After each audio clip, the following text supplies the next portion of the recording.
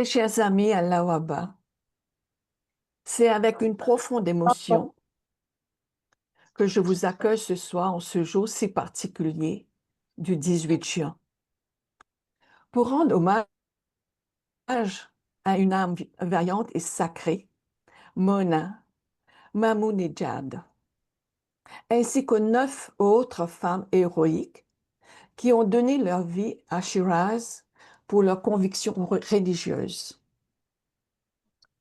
En ce jour d'anniversaire de leur martyr, nous ne sommes pas simplement réunis pour nous souvenir. Nous sommes ici pour célébrer la force inébranlable de leur foi, leur dévotion inaltérable à Dieu, leur amour inconditionnel pour l'humanité. Mona, une jeune fille seulement de 17 ans, a fait preuve d'un courage extraordinaire face à l'adversité. Elle est devenue un symbole vivant de sacrifice, d'espoir et de résilience spirituelle. Que cette réunion soit une, que cette réunion soit une de prière, de réflexion et d'engagement renouvelé envers les valeurs qu'elles ont défendues jusqu'au bout. Maintenant, je vais vous dévoiler le programme de la soirée. Nous commencerons par la partie dévotionnelle qui comprendra une prière qui sera lue par Soudesh pour implorer Dieu d'apporter l'unité et la paix dans les cœurs de toute l'humanité. Ensuite, on écoutera la prière des martyrs mise en musique par notre Nadège. Suivra ensuite une présentation intitulée Mona, une étoile, île dans l'obscurité, qui sera co-animée par Christine et David. On clôturera par la partie interactive, partage et questions, le programme. Merci à chacun d'entre vous d'être ici aujourd'hui pour témoigner votre solidarité, votre amour et votre respect pour ces âmes saintes. Bonne partie dévotionnelle à tous.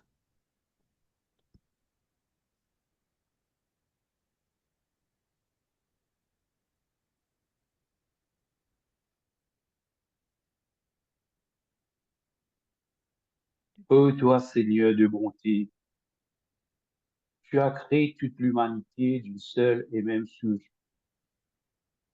Tu as décrété que tous les hommes seraient de la même famille. En ta sainte présence, ils sont tes serviteurs, et toute l'humanité s'abrite sous ton tabernacle.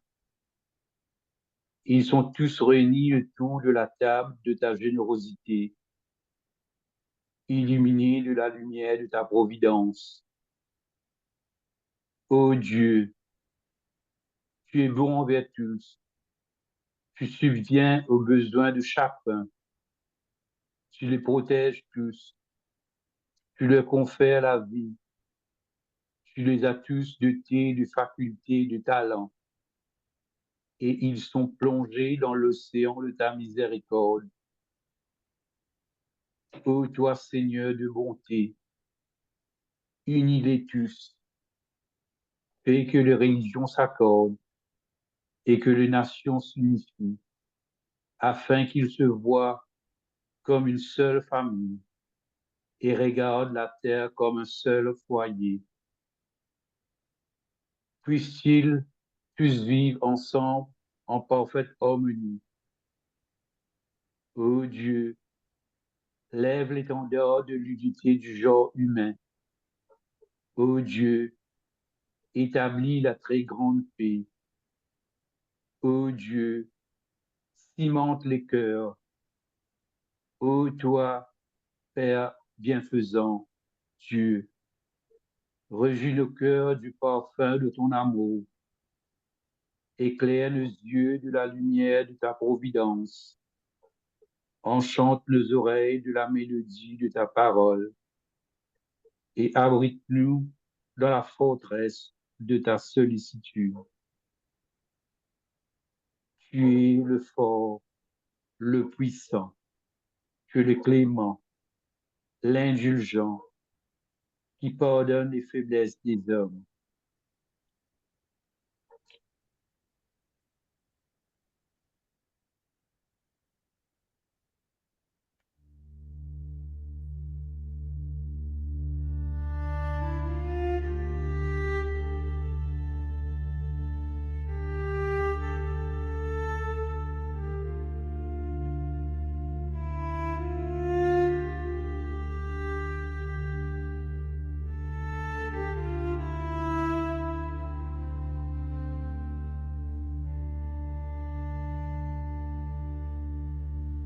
Il est Dieu, ô Seigneur, mon Dieu, toi qui aides le faible, secours le pauvre et soutiens le désemparé,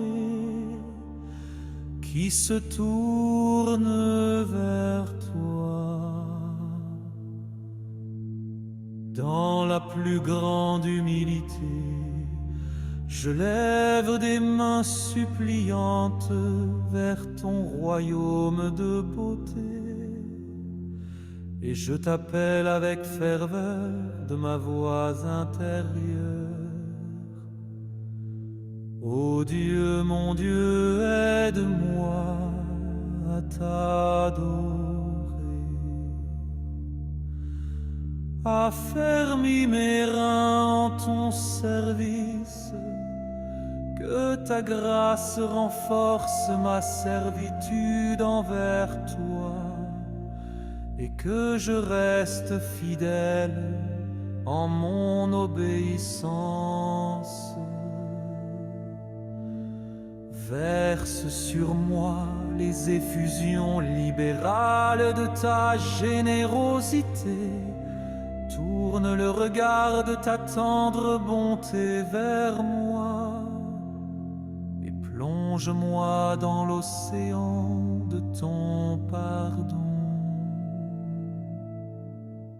Fortifie mon allégeance à ta foi et accrois ma certitude et mon assurance afin que je me détache du monde et tourne mon visage avec dévotion vers ton visage, afin que conforté par le pouvoir irrésistible des preuves et des témoignages, j'aille au-delà des régions de la terre et du ciel, investi de majesté et de pouvoir. En vérité, tu es le miséricordieux, le très glorieux, le bon, le compatissant. Ô Seigneur, voici ceux qui survivent aux martyrs, cette assemblée d'âmes saintes. Ils ont supporté toutes les épreuves et manifesté de la patience devant une cruelle injustice, abandonnant confort et prospérité. Ils se sont volontairement soumis aux pires souffrances et adversités dans le sentier de ton amour. Ils sont encore entre les griffes de tes ennemis qui sans cesse les accablent d'atroces tourments et les oppriment parce qu'ils marchent fermement dans ton droit chemin. Personne pour les aider, personne pour être leur ami, personne pour s'associer à eux et leur tenir compagnie, hormis l'ignoble et le méchant. Ô Seigneur, ces âmes ont goûté à l'amère agonie de cette vie terrestre, et en signe de leur amour pour la beauté resplendissante de ta face et dans leur ardeur à atteindre ton royaume céleste, elles ont des tyrans accepté les pires outrages. Ô Seigneur, fais-leur entendre les versets de l'assistance divine et d'une prompte victoire. Délivre-les de l'oppression de ceux qui détiennent un pouvoir effrayant. Retiens la main du méchant et ne laisse pas les griffes et les dents des bêtes féroces déchiqueter ces âmes. Car elles sont enivrées de leur amour pour toi, sont investies des mystères de ta sainteté, se tiennent humblement devant ta porte et sont parvenues à ton enceinte bénie.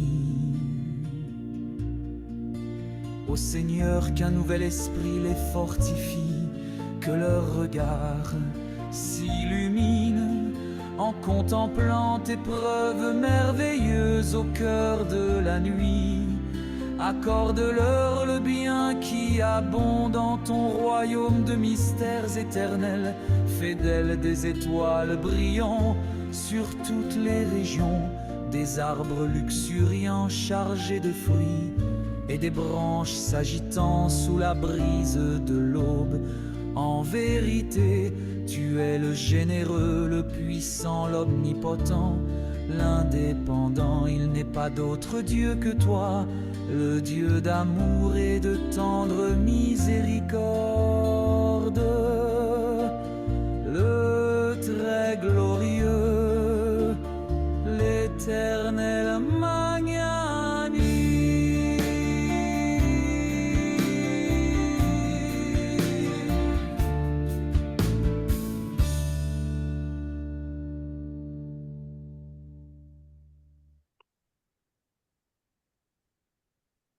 Chers amis du mercredi à la WABA, c'est avec un immense plaisir que je vous accueille ce soir pour cette présentation exceptionnelle intitulée Mona, une lumière dans l'obscurité.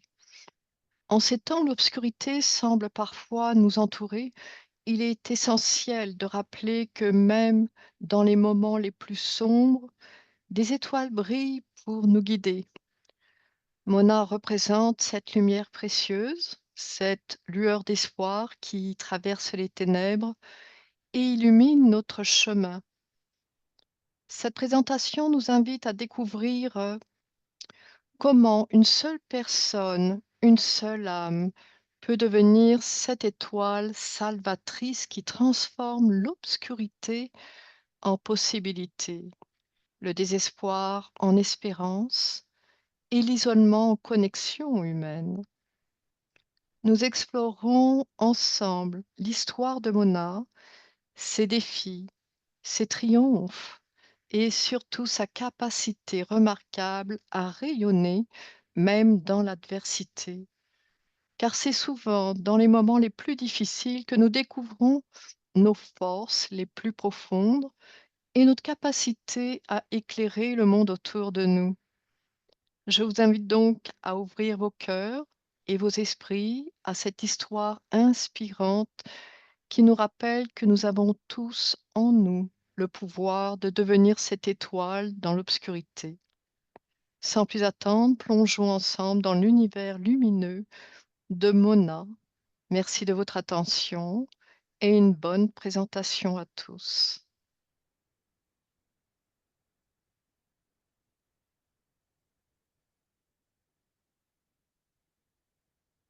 Mona, une lumière dans l'obscurité.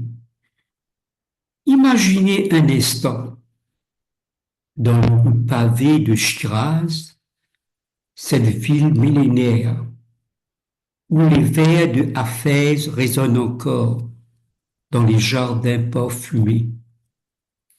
Une jeune fille de 17 ans écrit ces mots prophétiques. La liberté est le mot le plus brillant parmi les mots radieux existants dans le monde. Cette jeune fille, c'est Mona Mahodizad. Son nom peut vous être connu, mais son histoire va vous bouleverser. En ce matin du 18 juin 1983, alors que le soleil se lève sur Shiraz, cette cité des poètes qui a vu naître les plus beaux vers sur l'amour et la tolérance. 10 femmes montent à l'échafaud. La plus jeune n'a que 17 ans. Elle pourrait être votre sœur, votre fille, votre amie. Elle aurait pu rêver d'université, d'amour, d'avenir. Au lieu de cela, elle choisit de mourir pour ses convictions. Mona n'était pas une révolutionnaire armée. Elle n'avait commis aucun crime de sang. Son seul délit, être Bahaï et refuser de renier sa foi.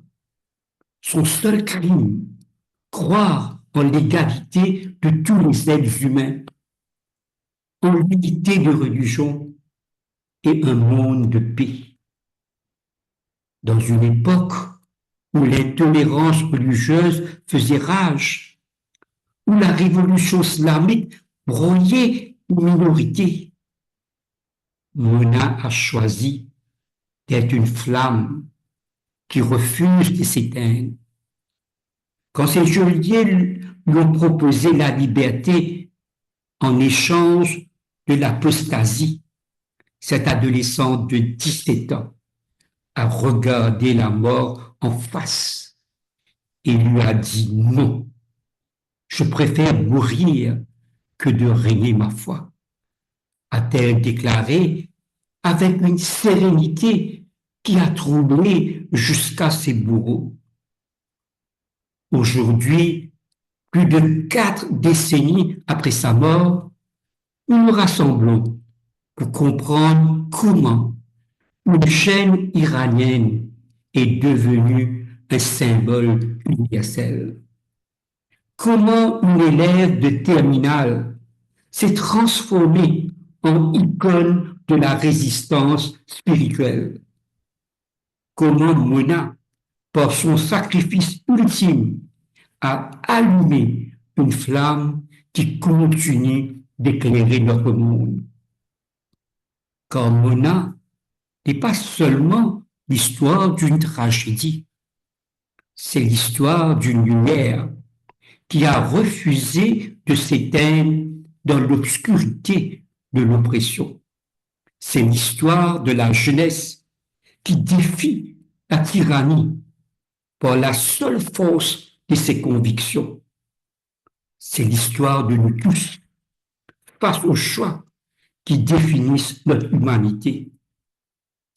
Entrons ensemble dans cette histoire extraordinaire où la poésie rencontre la tragédie, où l'innocence affronte la barbarie, où l'adolescente du cirage nous enseigne ce que signifie vraiment le mot liberté.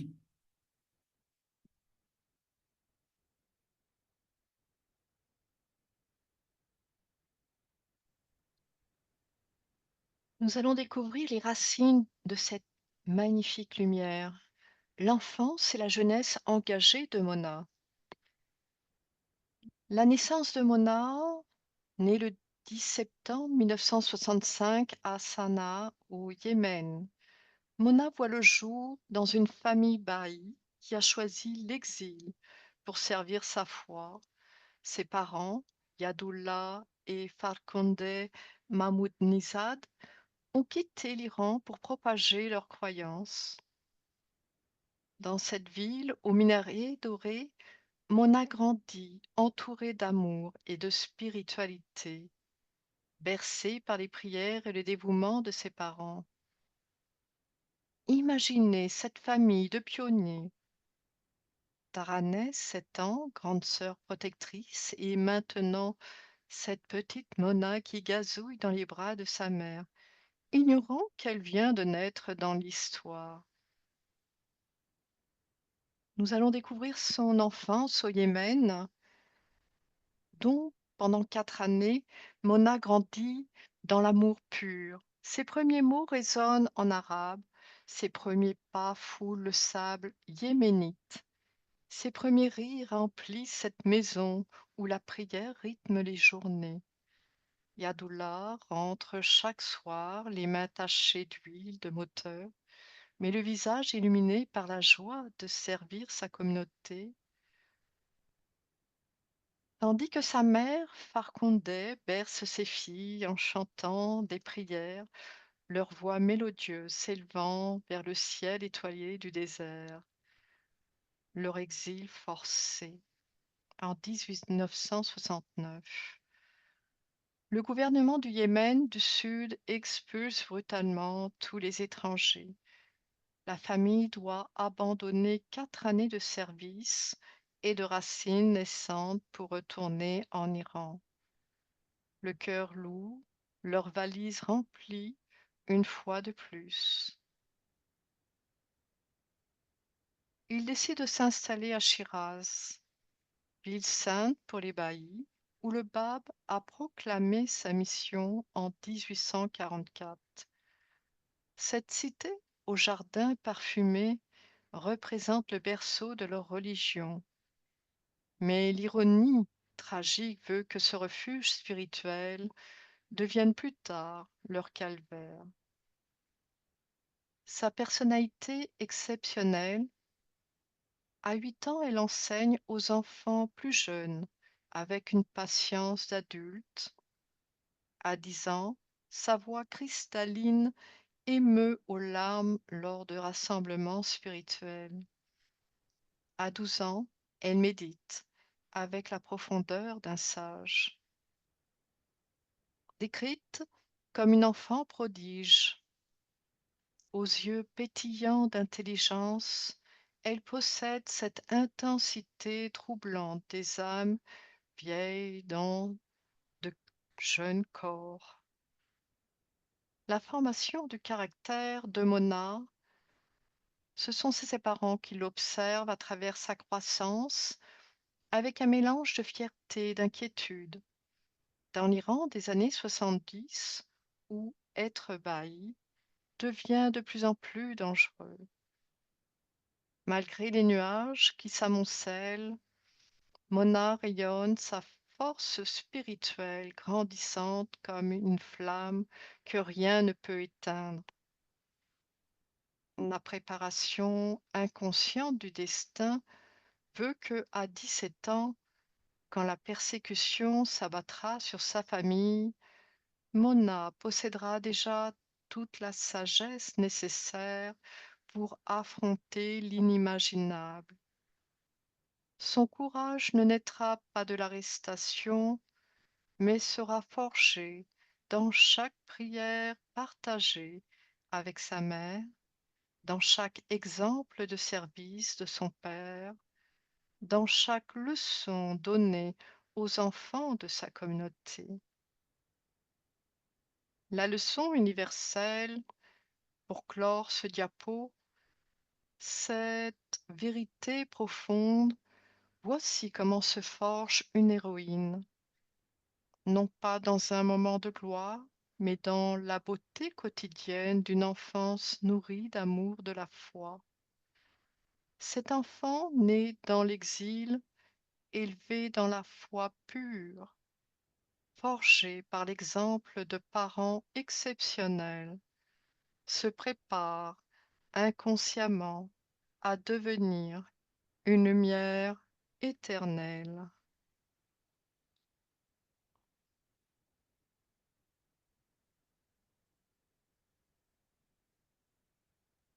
Quand l'histoire bascule. Nous sommes en février 1979. L'Iran bascule avec la révolution islamique. Le Shah de Perse s'enfuit. Khomeini revient d'exil. Des foules immenses envahissent les rues. Pour beaucoup, c'est l'espoir d'un renouveau. Mais pour Mona, et les 300 000 Bahaïs d'Iran, c'est le début d'un cauchemar. Pour comprendre ce qui va suivre, il faut comprendre pourquoi être Bahaï en Iran devient alors un crime passible de mort. Tout commence en 1844 à Shiraz, ville natale de Mona, où Sid Ali Mohammed se proclame le Bab, annonçant une nouvelle ère spirituelle fondée sur l'égalité, l'unité et l'amour universel. Persécuté par le pouvoir religieux, il est exécuté avec des milliers de ses disciples.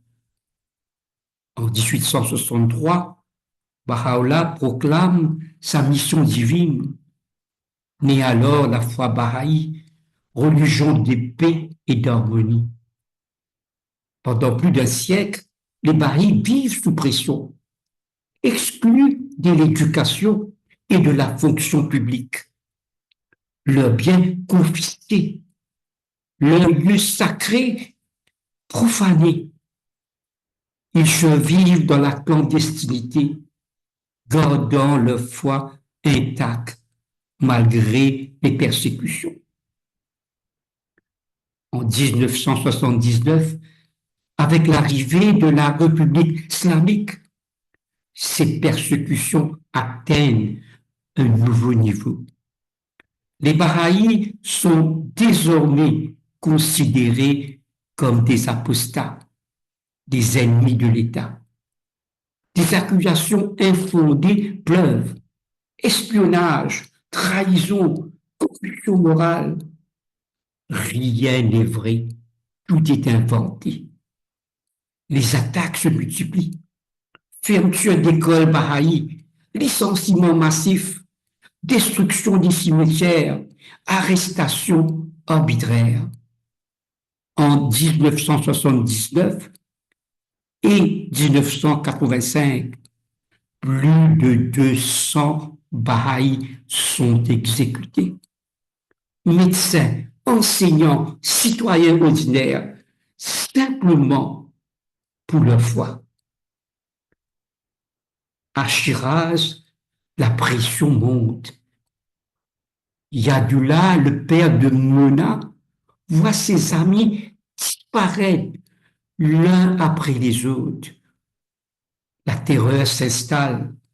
Chaque coup à la porte peut signifier l'arrestation, la torture, la mort. Mona grandit dans cet environnement oppressant. Mais au lieu de céder à la peur, elle se forge une force spirituelle inébranlable. Ce qu'elle vit ne l'effraie pas. Cela nourrit sa détermination. Elle sait que sa foi peut lui coûter la vie. Elle a vu les familles détruites, entendu les pleurs des orphelins, et pourtant, elle choisit de rester fidèle à ses valeurs. Car pour Mona, comme pour ses parents, une chose est claire. Mieux vaut mourir libre que vivre en reniant son âme. C'est dans ce contexte tragique que va s'affirmer le courage extraordinaire de cette adolescente. Son héroïsme ne mettra pas dans un moment spectaculaire, mais dans une longue résistance silencieuse, faite de foi, de dignité et de refus de la soumission.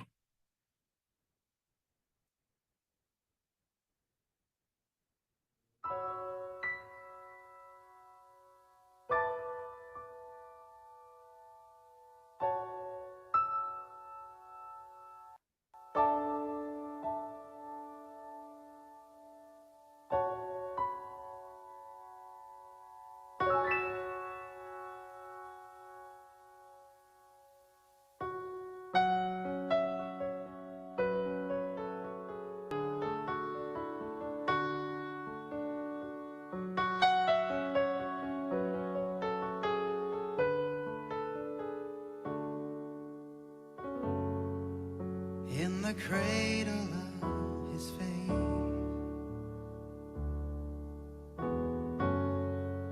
Where the rivers turn to red, the sunlight softens the dark,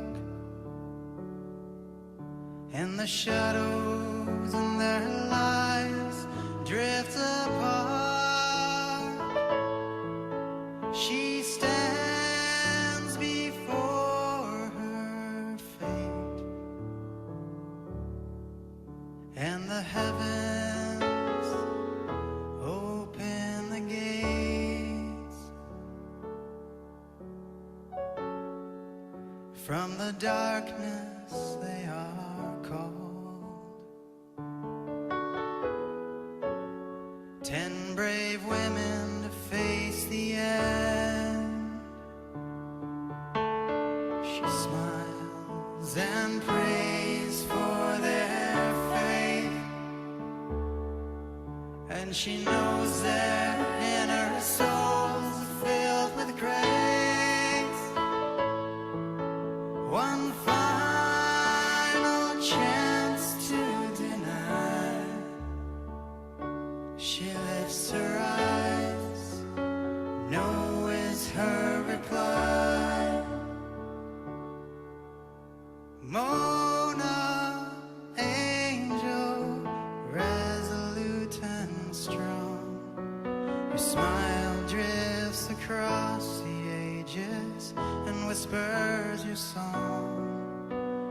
Mona, the comfort they feel from your eyes, in the silence that echoes before Mona dies, in the silence that echoes before Mona dies.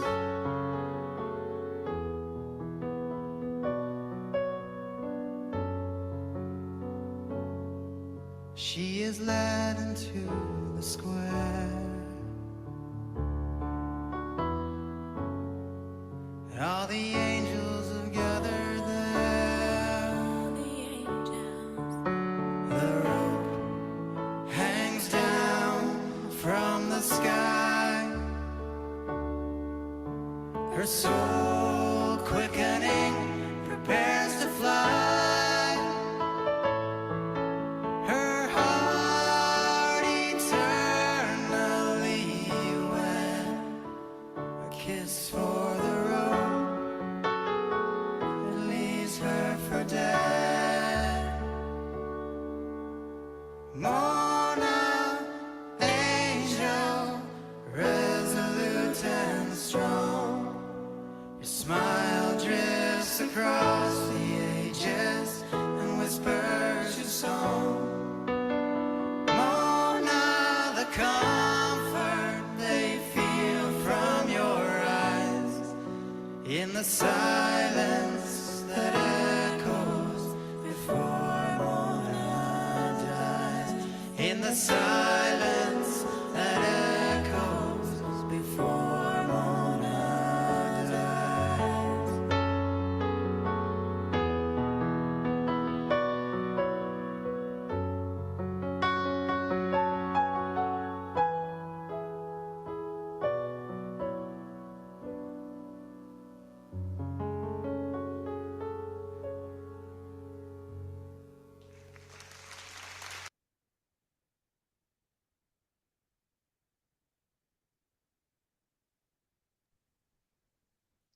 Une nuit qui change à tout. La dernière soirée en famille, le 23 octobre 1982, dans une maison tranquille de Shiraz, la famille Mahmoud-Nizad vit ce qu'elle ignore être son dernier soir. Mona, 17 ans, aide sa mère à ranger la table, son père Yadullah répare une radio. Sa sœur Taraneh lit en silence. Un moment simple, ordinaire, empreint d'une douceur familiale qui va bientôt voler en éclats. L'irruption brutale, à 22 heures, des coups violents frappent la porte. Ce n'est pas une visite, c'est l'arrestation.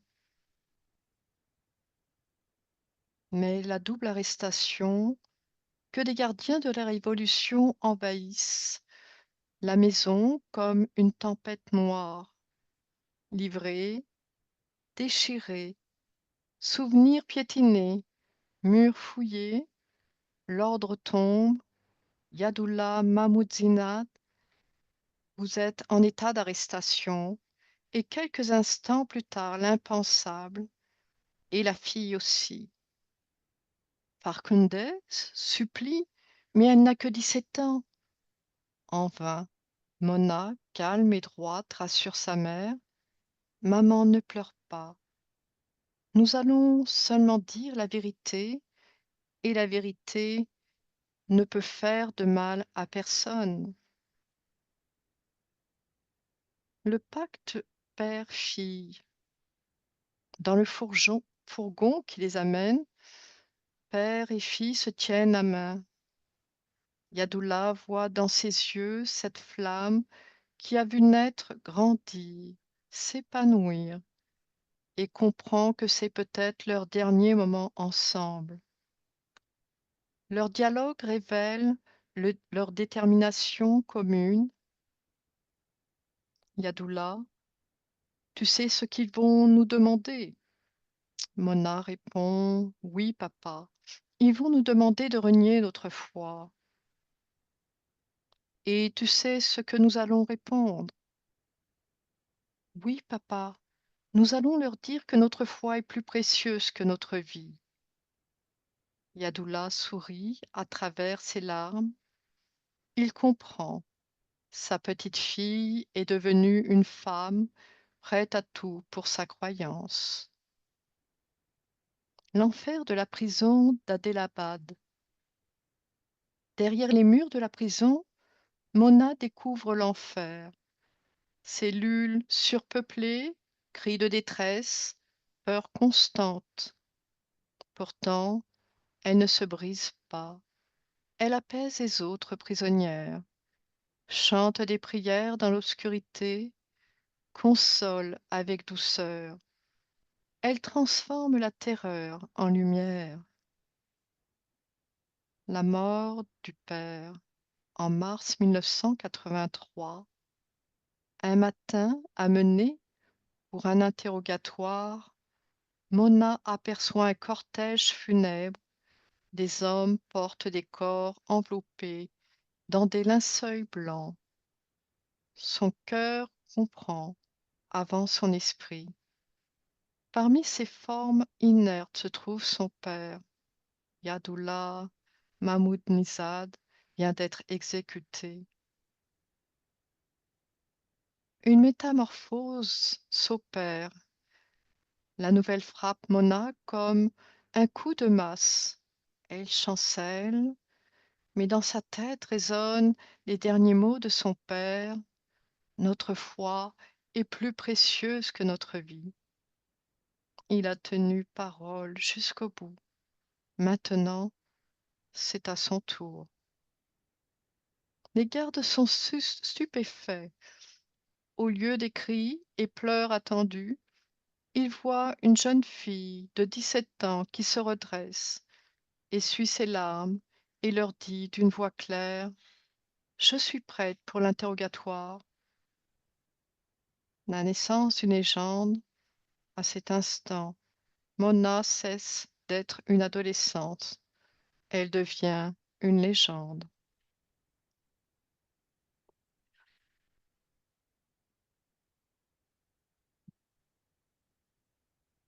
La plume qui défie les chaînes, l'essai révolutionnaire de Mona.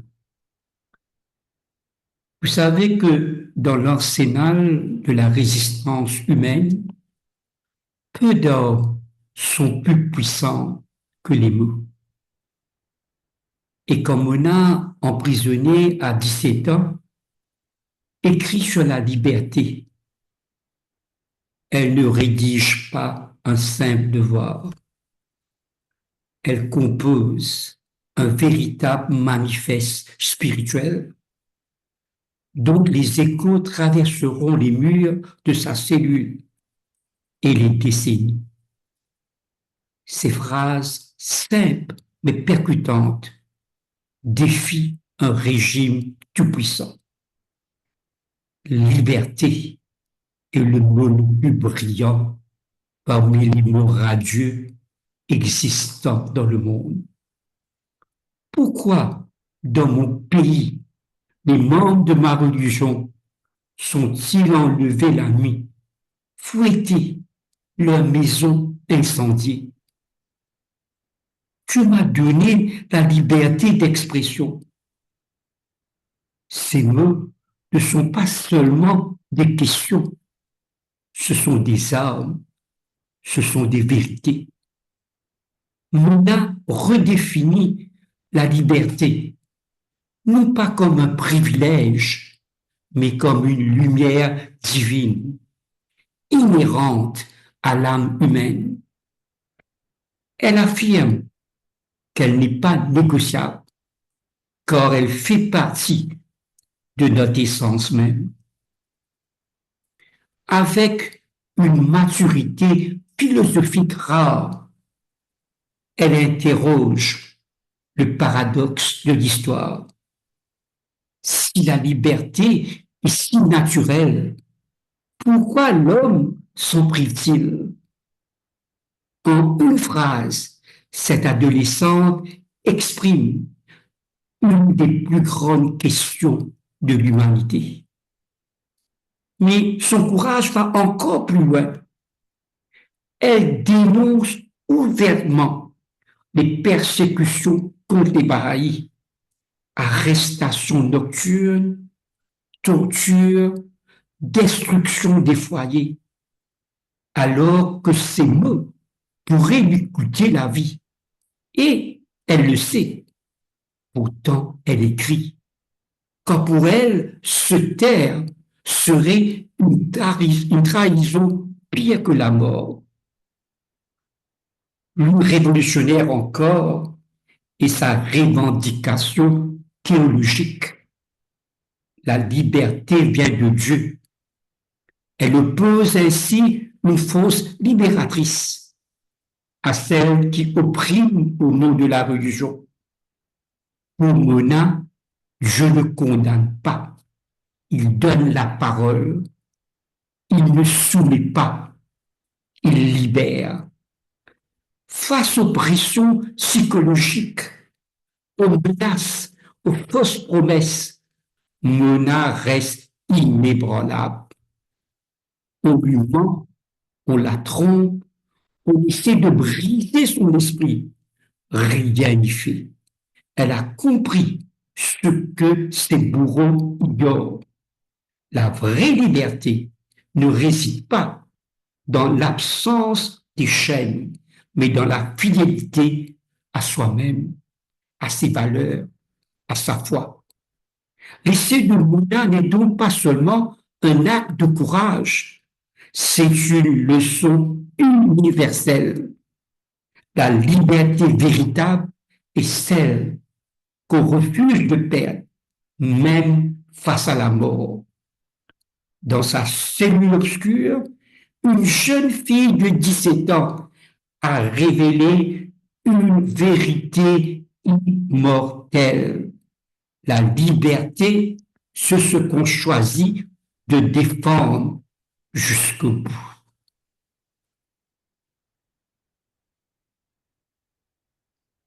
Le combat des âmes, les interrogatoires de Mona. Ce récit dramatique reconstitue l'affrontement psychologique entre Mona, adolescent de 17 ans, et ses interrogateurs dans les caves de la prison d'Adelabad.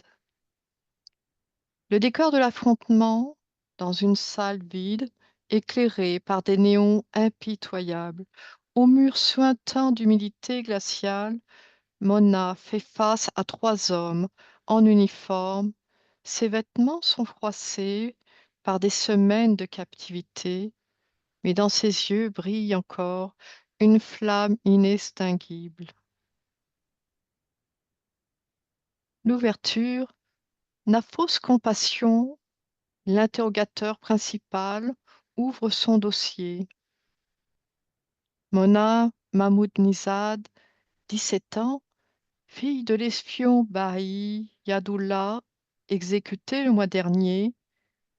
Malgré la douceur de cette évocation paternelle, Mona ne bronche pas, ayant appris que montrer sa souffrance donne des armes au bourreau.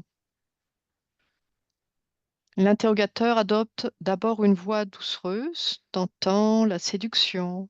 Tu es si jeune, pourquoi gâcher une vie si prometteuse? Tu es intelligente, jolie, tu as tout pour réussir. Pourquoi t'obstiner dans cette secte d'hérétiques?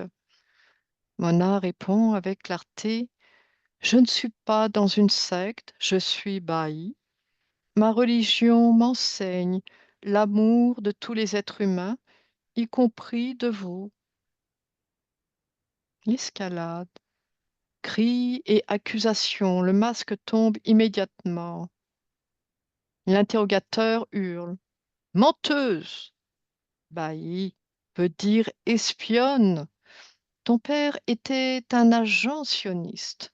Face au cri, Mona ferme les yeux, récite mentalement une prière et entend la voix paternelle. Quand ils crient, c'est qu'ils ont peur de nos arguments. Elle répond simplement, mon père réparait des radios, moi j'enseigne aux enfants à lire et à prier. Un marathon psychologique. 18 heures d'acharnement.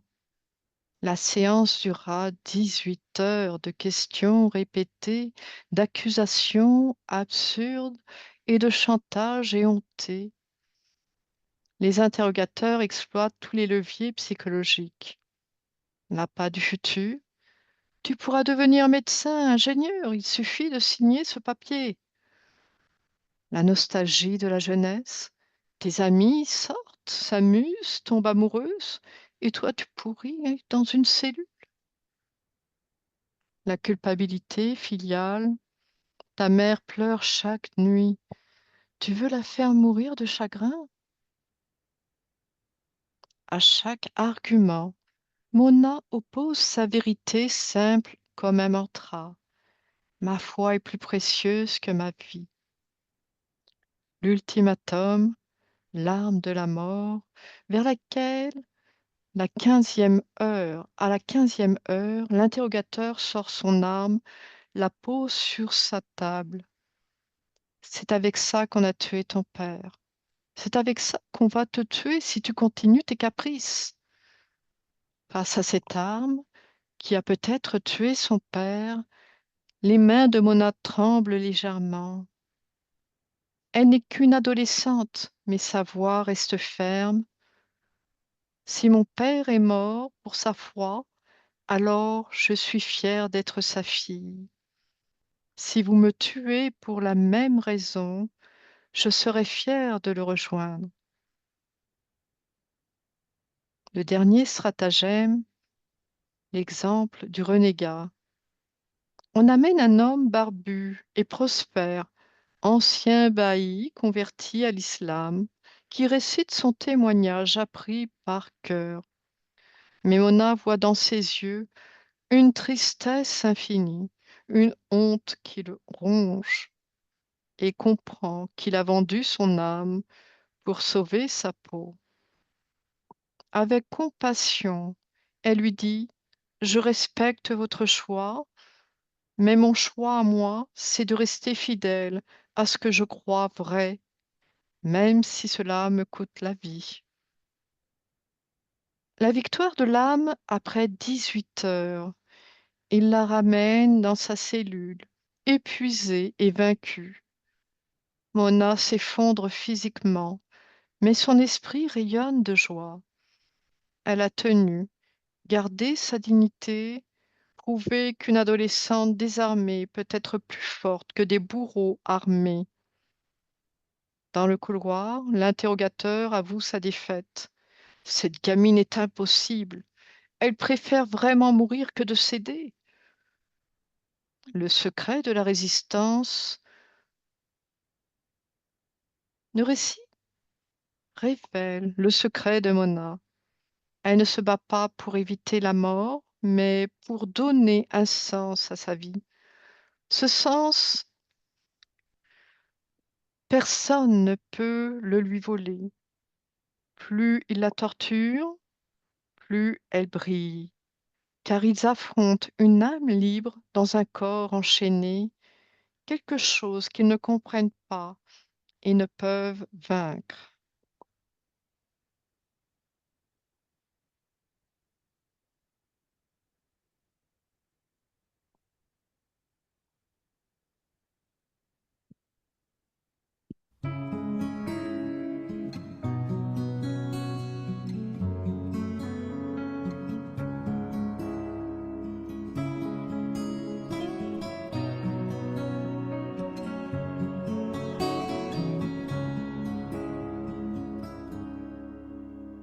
Beneath the veil there's a grace, a soul that longs to be known, whispering a prayer of hope, for she is not alone.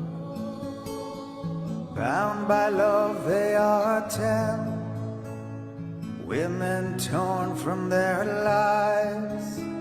The prison walls bear witness to torment in the night.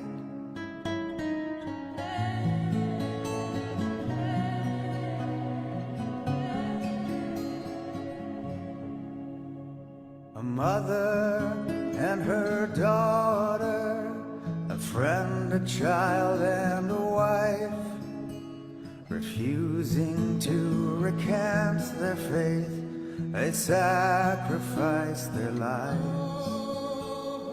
Boundless spirit shining bright, courageous hearts inspire. Oh, the gallows only feed their flame that spreads like wildfire. Fire, fire, fire, fire, fire.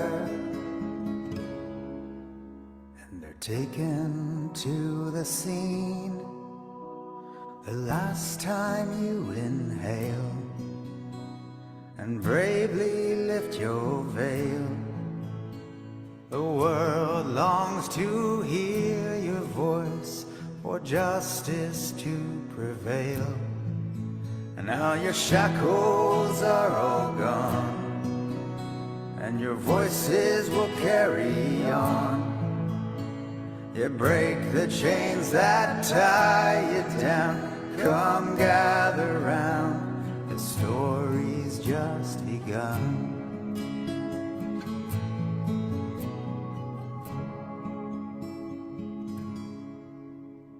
From ancient times to modern days, from Tehran to Shiraz, the courage pulsing through your veins, united by your cause.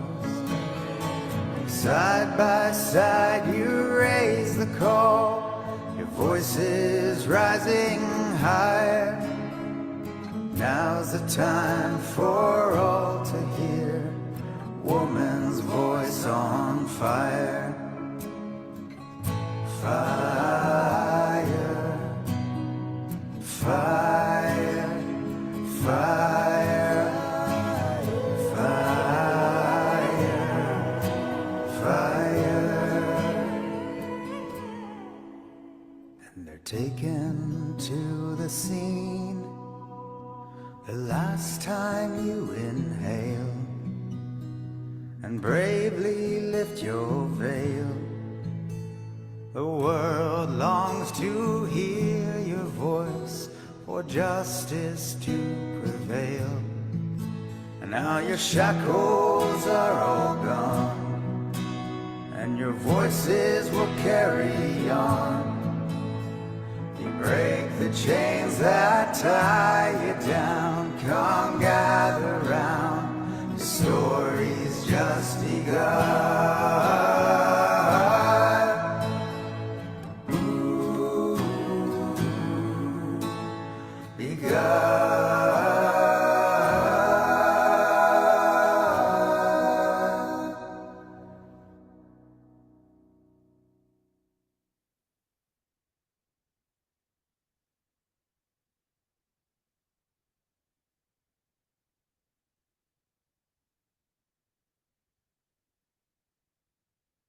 Les 10 femmes, quand l'âme humaine défie l'obscurité. Alors ce récit poignant retrace l'histoire des 10 femmes Baha'i emprisonnées ensemble à Adel-Abad en juin 1983, unies par une foi plus forte que leur chaîne. Le jardin interdit. À Shiraz, en juin 1983, derrière le mur de la prison d'Adel-Abad, 10 femmes se retrouvent réunies par le destin dans l'obscurité humide des cellules. Mona, la plus jeune, a 17 ans, côtoie Iran, grand-mère de 57 ans, qui se trouve dans ce cauchemar une dernière mission maternelle. Entre elles, 8 autres femmes forment une chaîne humaine extraordinaire. Zarine, l'enseignante, Shirin, l'infirmière, Simine, la musicienne, chacune apportant sa propre lumière dans cette obscurité. Chaque jour résonne la même proposition tentante. Abjurez votre foi et vous rentrerez chez vous ce soir. Un seul mot leur permettrait de retrouver leur famille, leurs rêves, leur vie d'avant. Mona pourrait devenir médecin. Iran serrer ses petits-enfants. Machi border ses enfants. Mais quelque chose en elle refuse cette facilité. Une flamme intérieure plus profonde que la peur, plus forte que l'instinct de servir. Dans cette prison conçue pour briser l'esprit humain, un miracle silencieux s'opère. Ces 10 femmes que tout sépare par l'âge et l'origine deviennent une véritable famille spirituelle. Mona entonne les prières matinales. Iran partage ses rations avec les plus jeunes. Zarine enseigne à Fès et Rumi, transformant les murs de béton en un jardin du paradis. Quand l'une s'effondre, les 9 autres l'entourent sans jugement, offrant présence et réconfort. Au cœur de cette constellation de courage, Mona brille d'une lumière particulière. Cette adolescente qui devrait pleurer console les femmes plus âgées, apaise leur peur avec une sérénité troublante. À Nosrat, qui s'étonne de sa paix intérieure, elle répond « Regardez autour de vous. Avez-vous déjà vu tant d'amour dans un lieu supposé être maudit ?» Elles ont découvert la beauté absolue de l'âme humaine, qui choisit l'amour plutôt que la haine, la dignité plutôt que la survie à tout prix. Face à l'intensification des interrogatoires et aux supplications de la famille désespérée, les 10 femmes prennent une décision extraordinaire. Elles écrivent des lettres d'adieu empreintes d'amour pur et de pardon absolu. Mona écrit à sa mère de ne pas pleurer quand elle part heureuse d'avoir appris ce que signifie vraiment aimer. Iran explique à ses petits-enfants qu'elle a choisi de danser plutôt que de vivre à genoux. Le 18 juin 1983, elle se prépare pour leur dernier jour, comme pour une fête, se coiffant mutuellement avec tendresse. Mona prend la parole pour souligner comment l'amour les a unis. Ils pensent nous séparer aujourd'hui, mais comment séparer des âmes qui ne font plus qu'une? Elles se lèvent avec une grâce royale face au God, leur dignité absolue, rendant même leur bourreau mal à l'aise. Leurs corps ont disparu cette nuit-là, mais leurs âmes ont semé des graines d'espoir éternel. En choisissant de mourir pour leurs convictions, elles ont prouvé que rien ne peut tuer l'esprit humain guidé par l'amour. Leurs héritages résonnent encore aujourd'hui. La preuve que nous pouvons tous être des héros, choisir l'amour et transformer notre souffrance en lumière pour les autres. Mona, Zarine, Shirin, Actor, Simin, Machik, Roya, Tahiré, Nosrat, Iran, 10 noms gravés dans l'éternité. 10 étoiles qui brillent encore, témoignant que l'amour est plus fort que la mort, la foi plus puissante que la peur, et que la beauté de l'âme humaine peut transformer même l'enfer en paradis.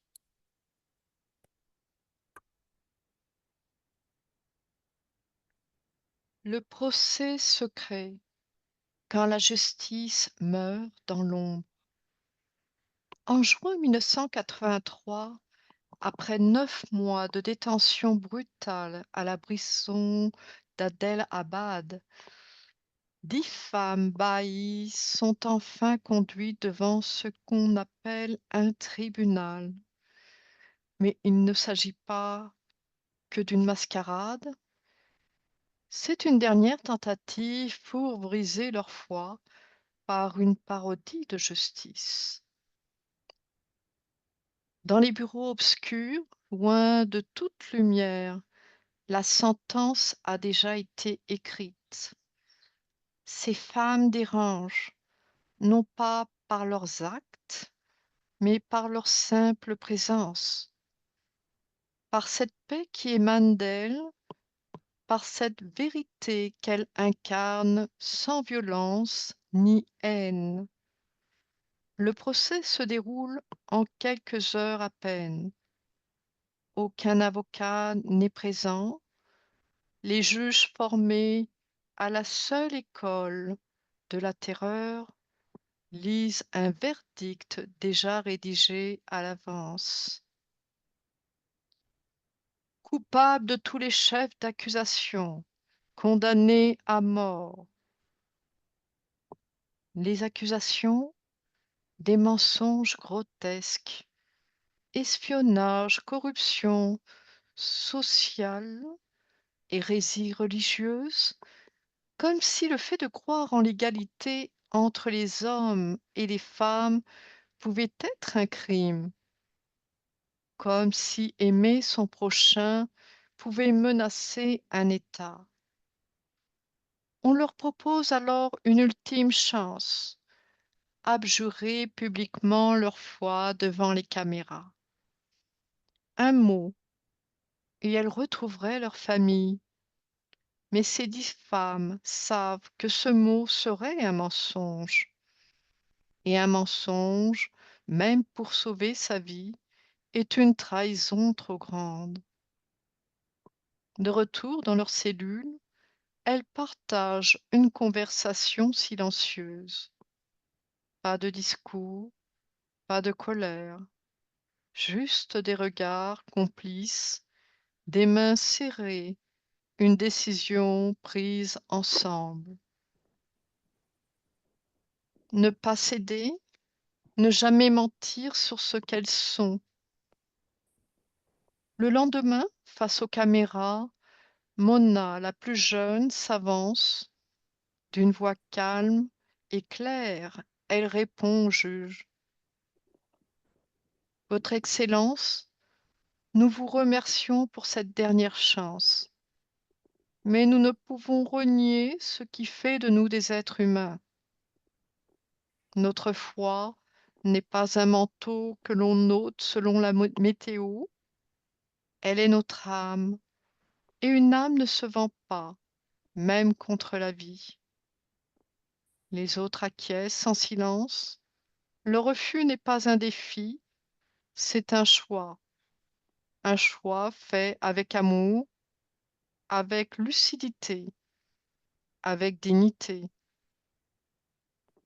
Ce procès secret, voulu comme un exemple de terreur, deviendra malgré lui un exemple d'espoir, car ces 10 femmes auront montré au monde entier que la vraie justice ne peut être achetée, que la dignité humaine ne meurt pas sous les coups du pouvoir, et que parfois il faut accepter de perdre sa vie pour sauver son âme.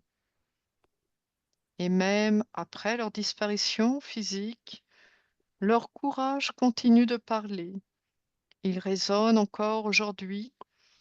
Chaque fois qu'un homme ou une femme choisit de rester debout face à l'injustice, chaque fois qu'une conscience refuse de se taire devant le mensonge, car leur héritage est immortel, on peut briser nos corps, enterrer nos histoires, salir nos noms, mais on ne peut rien contre la vérité que nous portons, rien contre l'amour qui nous anime, rien contre la flamme qui brûle en nous. Même après la nuit l'a recouvert entièrement.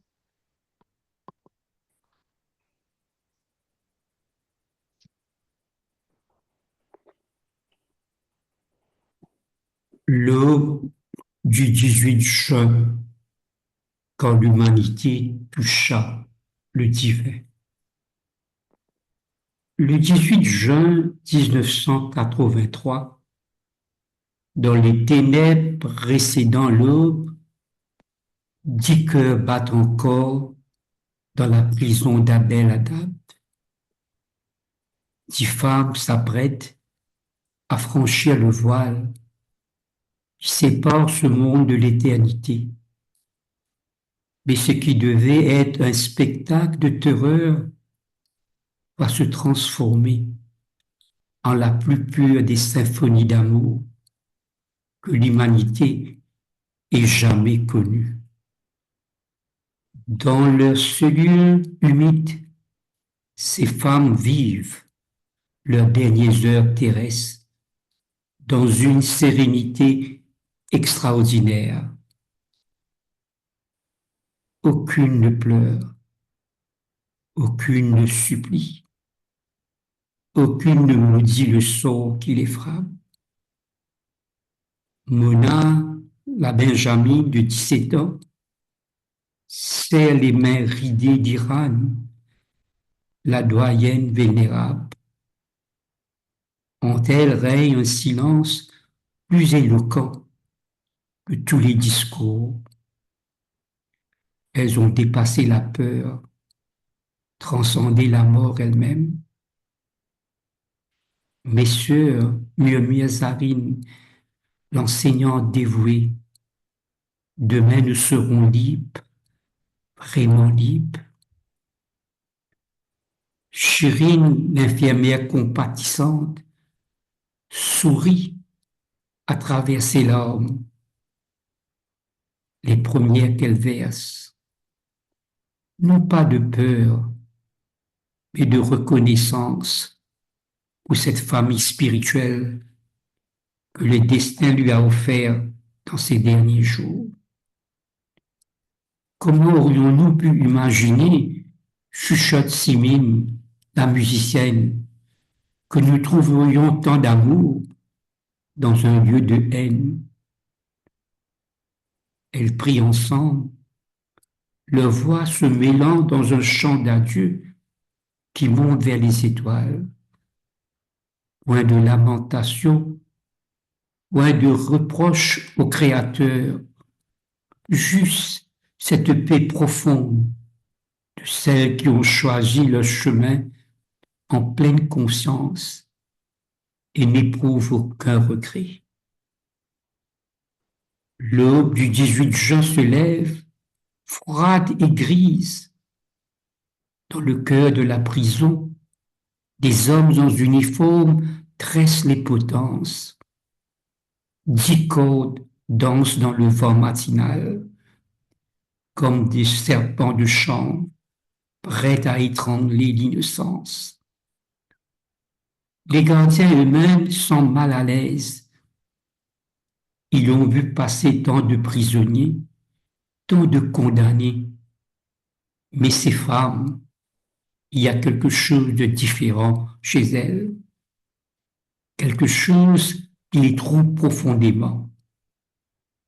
Amenez les prisonnières, ordonne le responsable des exécutions, évitant soigneusement de croiser le regard de ses subordonnés.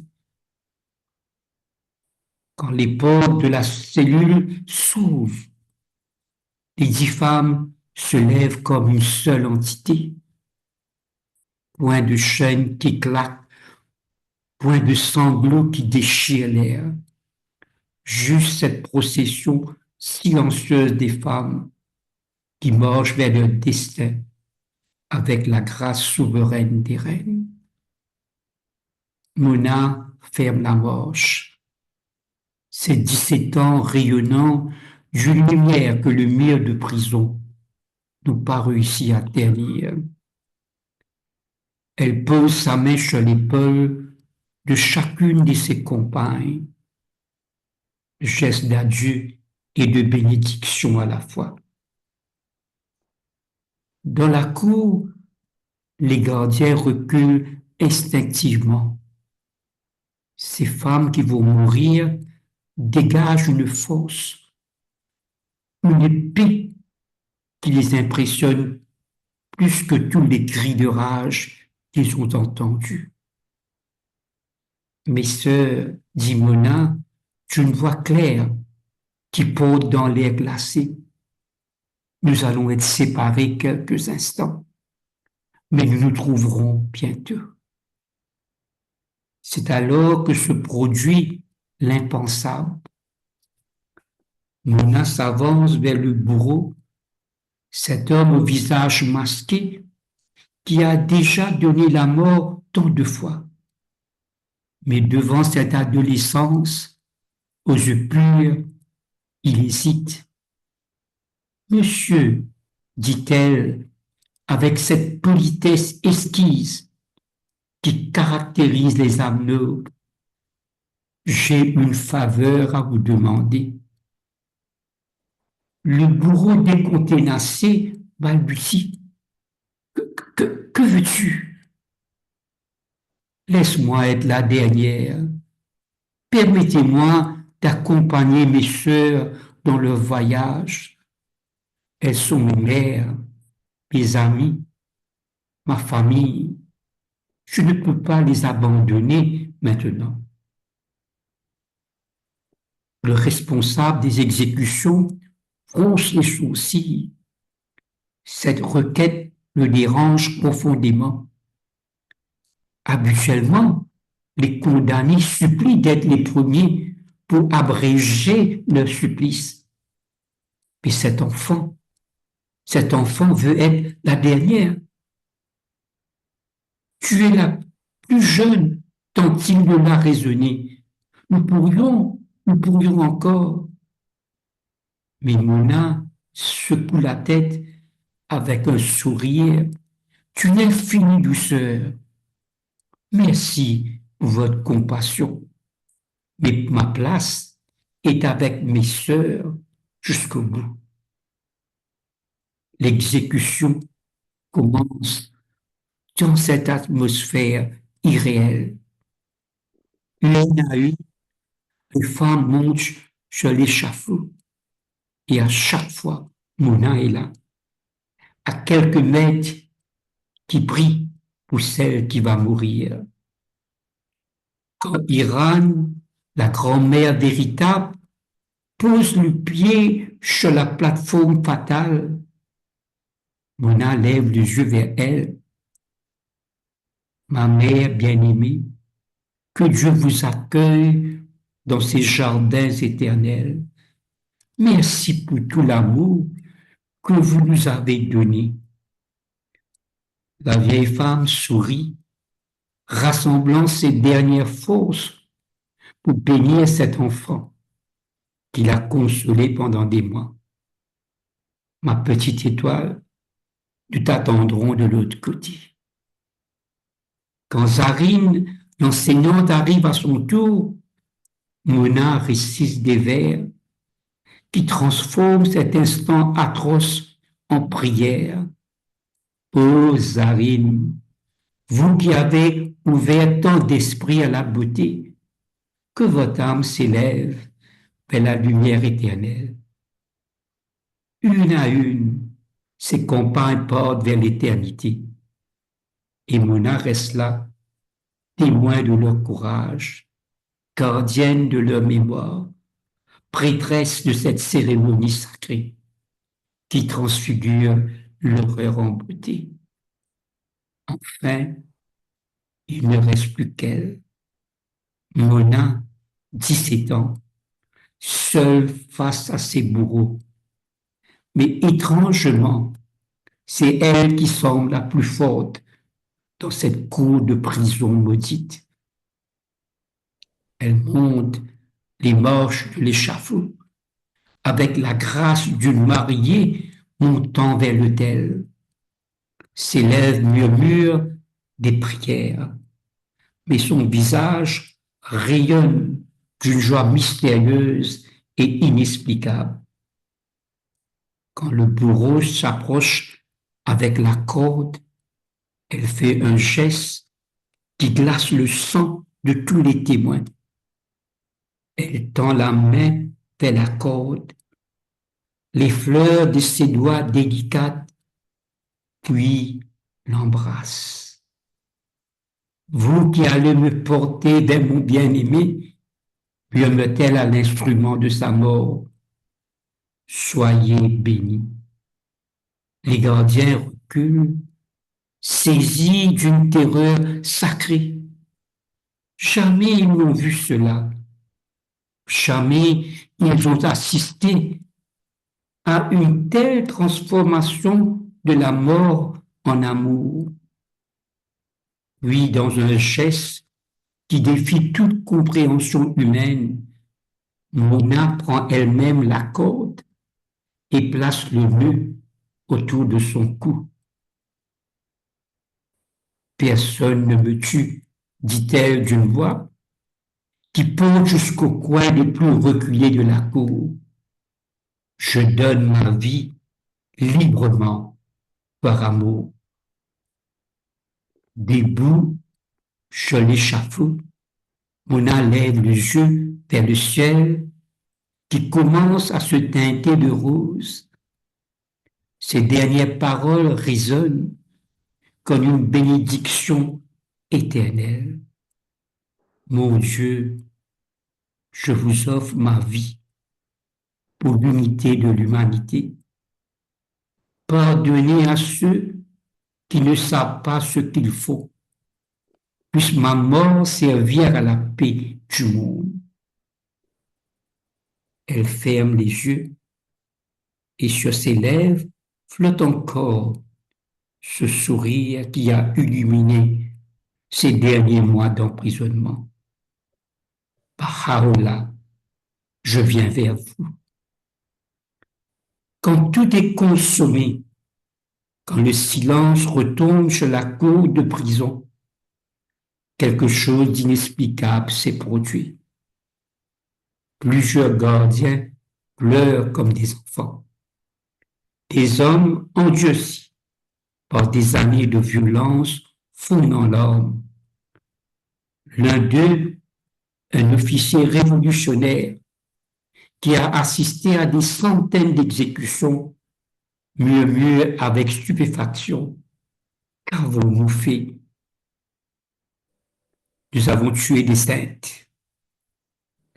Un autre, profondément bouleversé, confiera plus tard: j'ai vu la mort de ces femmes, mais j'ai aussi vu la naissance de quelque chose d'immortel. Elles n'ont pas été vaincues, elles ont vaincu. Le régime voulait terroriser, intimider les consciences. Il voulait que cette exécution serve d'exemple terrifiant, que la peur se répande comme une épidémie dans le cœur des croyants. Mais l'effet produit est exactement l'inverse. Dans tout l'Iran, malgré la censure impitoyable, malgré les menaces constantes, l'histoire de ces 10 femmes se répand comme une traînée de poudre. Point l'histoire de leur mort, mais l'histoire de leur vie.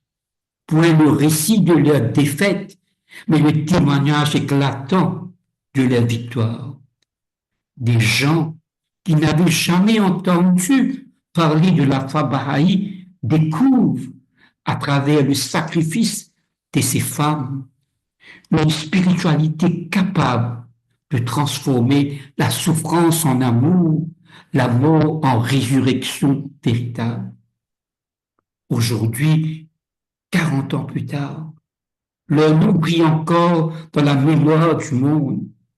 Mona, Iran, Zarim, Shirin, Akhtar, Simin, Machid, Roya, Tahiré, Nosrat, 10 étoiles qui illuminent encore nos nuits les plus sombres. Car voici le miracle accompli en acceptant de mourir pour leurs convictions les plus sacrées. Ces femmes ont prouvé que rien ne peut tuer l'esprit humain quand il choisit l'amour. Elles ont démontré que la vraie victoire n'est pas toujours celle que l'on croit, que parfois il faut perdre sa vie pour la gagner vraiment. Le sacrifice a transformé l'exécution en résurrection, la défaite en triomphe éclatant, la mort en essence d'une lumière qui ne s'éteindra jamais. Et quand le monde semble sombrer dans l'obscurité, quand la haine hurle plus fort que l'amour, quand l'injustice semble triompher définitivement, il suffit de se souvenir de cette aube du 18 juin 1983, de se souvenir de Mona embrassant la corde qui allait l'étrangler, de se souvenir de 10 femmes qui ont choisi de mourir debout plutôt que de vivre à genoux. Elles sont parties vers l'éternité, mais elles nous ont laissé le plus beau des héritages, la certitude absolue que l'amour est toujours plus fort que la mort, que la vérité finit toujours par triompher du mensonge et que la lumière, même la plus petite, peut percer les ténèbres les plus épaisses. Mona avait 17 ans, l'âge de tous les possibles, l'âge de tous les rêves. Elle a choisi de mourir pour que nous puissions vivre, pour que nous puissions croire, pour que nous puissions aimer sans limite.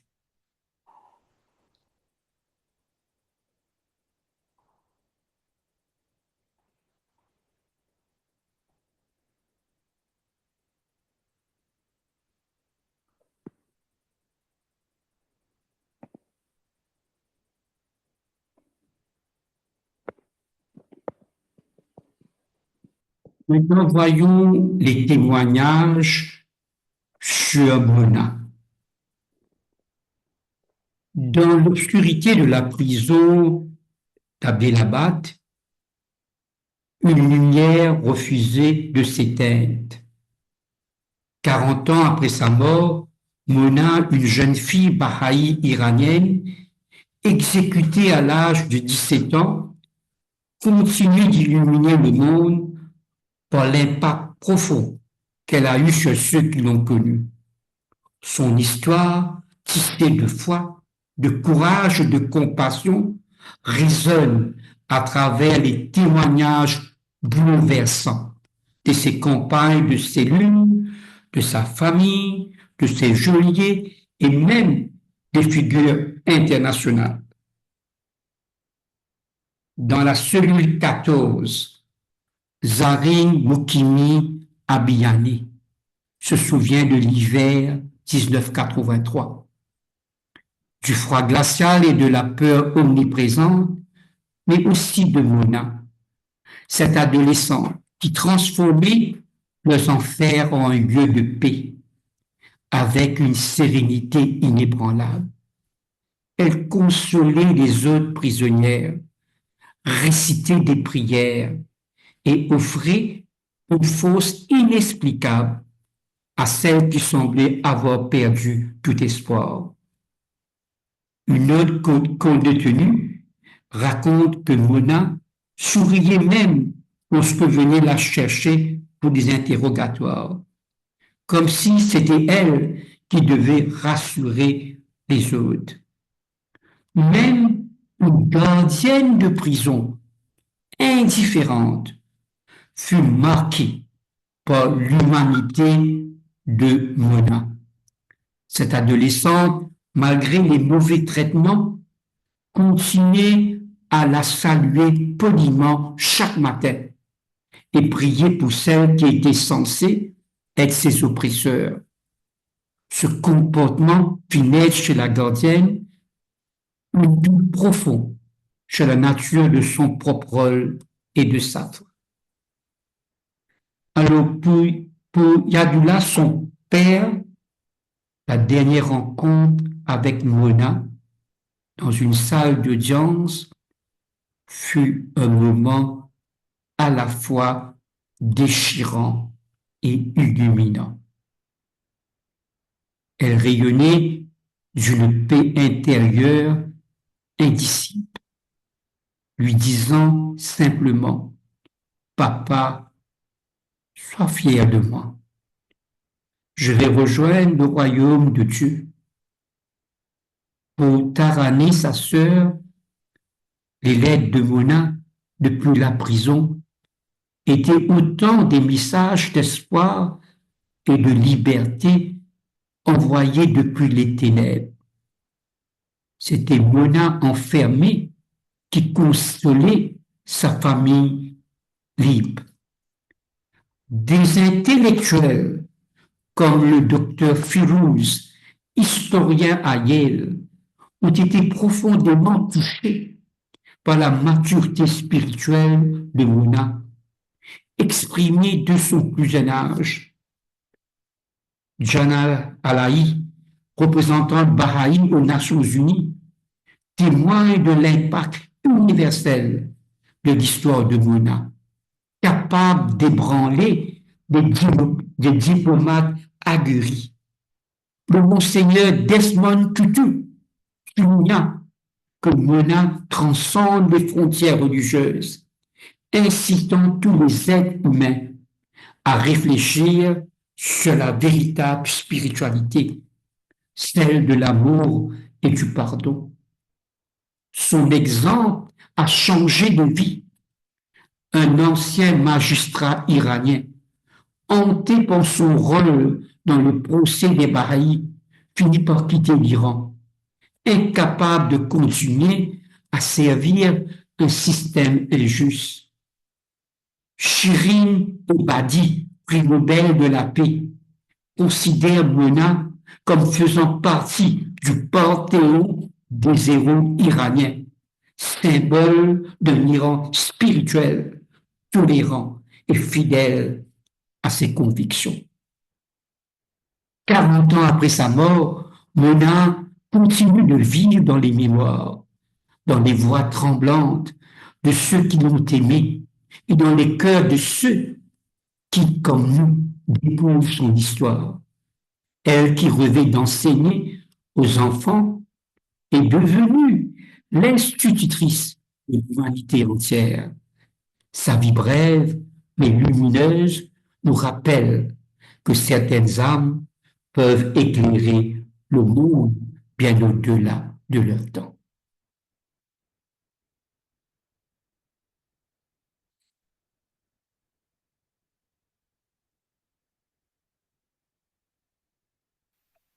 Ça ne sonne plus.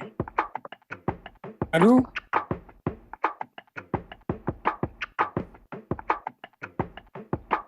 Allô? A 16-year-old girl living in a land so cruel. She said, "This is where I've got to be." Taken in the night, her heart full of light. She said, "This is where I've got to be." How can I tell you? How could she be so young to know the truth in all her dreams? To stand before them, to hear them say, "Save your life and throw your faith away, all away." Mona with the children, send your love to me, and all around the world we'll be dancing. Every precious moment will be free. I can see her in my heart. The whole world was falling apart. She said, "This is where I've got to be." A captive in the light, a love that burns so bright. This is where I've got to be. And when they asked her, what could she say? She said, "You can't break my heart, you can't take my faith away." And when they told her the price that she would pay, she said, "Take my life, take it all away, all away." Mona with the children, send your love to me, and all around the world we'll be dancing. Every precious moment will be free. Mona with the children, send your love. Ooh.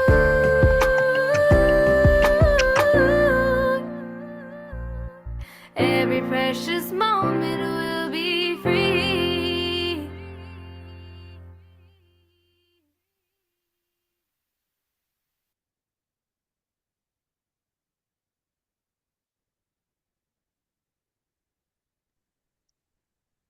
L'héritage de Mona Mahmoud-Nizad. Un plaidoyer pour l'humanité. L'héritage de Mona Mahmoud-Nizad, résumé d'un plaidoyer pour l'humanité. Ce texte présente l'héritage moral de Mona comme un manifeste universel articulé autour de 5 dimensions fondamentale de l'existence humaine. Mona, 17 ans, a choisi de mourir pour ses convictions plutôt que de vivre dans le mensonge. Son sacrifice transcende le martyre pour devenir un testament moral d'une portée universelle, particulièrement pertinent dans notre époque contemporaine. Elle démontre la fidélité aux convictions, avec une authenticité comme fondement existentiel. L'auteur démontre que Mona incarne l'intégrité personnelle comme socle de toute existence. Sa résistance aux interrogatoires révèle une vérité philosophique. Une vie sans intégrité n'est qu'une survie biologique face au relativisme contemporain.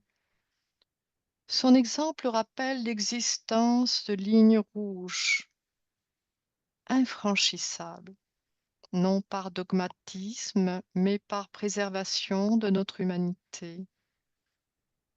Dans notre monde où l'apparence prime sur l'essence, son témoignage nous exhorte à identifier nos valeurs essentielles et à les défendre courageusement. La non-violence, une révolution par la compassion. Mona s'inscrit dans la tradition de Gandhi et Martin Luther King, Jr., démontrant que la non-violence n'est pas passivité, mais résistance active, préservant la dignité de l'opprimé. En répondant à la haine par la compassion, elle brise le cycle infernal de la violence et révèle une intelligence stratégique. La violence engendre la violence, tandis que la compassion transforme les cœurs. L'histoire confirme que les changements durables proviennent davantage de la résistance non violente que de la force brutale. À travers la liberté de conscience, qui est un droit inaliénable et universel, elle défend sa liberté de conscience. Mona incarne le principe fondamental de la Déclaration universelle des droits de l'homme. Son exemple dépasse le cadre religieux pour toucher tous les domaines où la liberté de penser est menacée, rappelant l'indivisibilité des libertés, accepter la persécution religieuse ouvre la voie à toutes les répressions. Elle nous interpelle sur notre responsabilité collective de protéger cette liberté par la vigilance et l'action. À travers l'inspiration, l'effet multiplicateur de nos actions. Mona démontre comment un individu peut influencer le cours de l'histoire. Sa mort devient un commencement inspirant des milliers de personnes à défendre la justice. Cette réalité révèle que nos actions possèdent un potentiel d'influence que nous ne mesurons pas toujours. L'inspiration ne réside pas dans la grandeur des gestes, mais dans leur authenticité. Une vie courte mais cohérente peut avoir plus d'impact qu'une existence longue mais dépourvue de sens. Nous y voyons aussi la dignité humaine, l'invincibilité de l'esprit face aux multiples tentatives de déshumanisation. Mona maintient sa dignité intacte, révélant que celle-ci ne dépend pas des conditions externes, mais de notre détermination intérieure. Elle démontre que l'esprit humain possède une dimension inviolable que ni la torture ni la mort ne peuvent atteindre. La vraie liberté est intérieure. Nous sommes libres tant que nous choisissons de l'être. Sa dignité est préservée devient un appel universel au respect de tout être humain. Et pour finir, un héritage vivant. Les 5 leçons de Mona forment un ensemble cohérent, guidant vers une existence courageuse. Dans un monde marqué par le cynisme, son exemple reste un phare éclairant des possibilités infinies de l'esprit humain guidé par des principes nobles. Son message urgent nous interroge. Que suis-je prêt à défendre? Comment contribuer à un monde plus juste? Ces questions constituent un défi existentiel attendant notre réponse par nos actes quotidiens.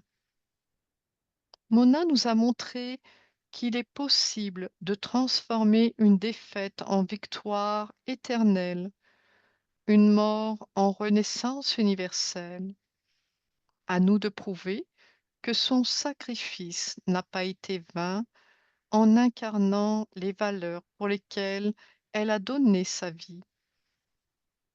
Son héritage n'est pas un monument du passé, mais un appel pressant à l'action pour tous ceux qui croient encore en la possibilité d'un monde plus humain.